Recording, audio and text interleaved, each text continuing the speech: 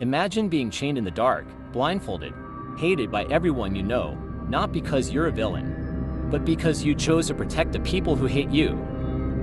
That is Loki, the accursed Prince of Elbaf, and Oda has been hiding his real story for 25 years.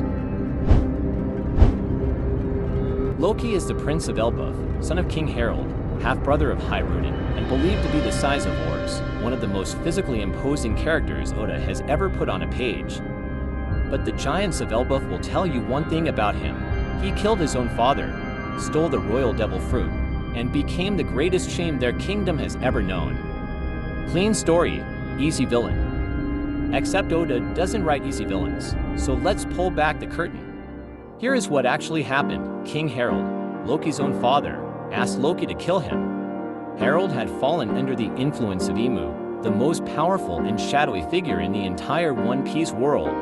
And Harald knew that if he stayed alive under that influence, the world government would use him to annex Elbaf, to conquer the land of giants, forever. So he made a choice, death over becoming a puppet, and he chose his son to carry it out. Loki killed his father to protect Elbaf, and then he refused to clear his name.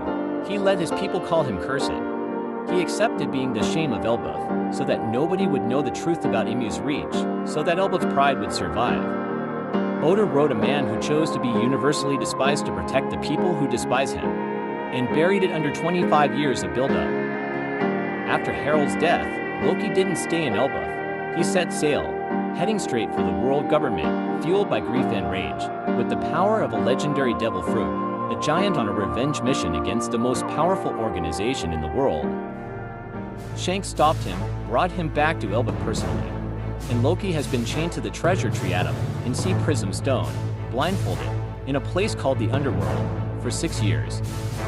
Now why did Shanks do this? The fandom is split. Was he protecting Loki from getting himself killed? Was he protecting the world from what Loki knows, the truth about Emu, about Harald, about God Valley? Or, and this is the darkest reading, was Shanks acting in the world government's interest?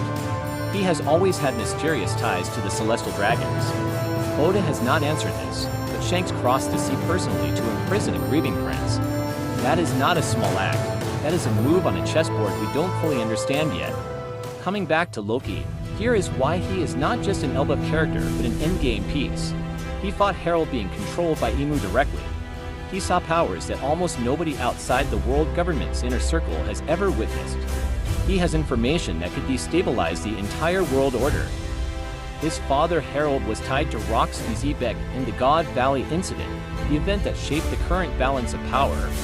Loki grew up knowing that truth, and he calls himself the Sun God, not Nika, the Sun God, while Luffy is the actual Sun God Nika, to people who believe they are destined for something enormous, about to stand on the same side.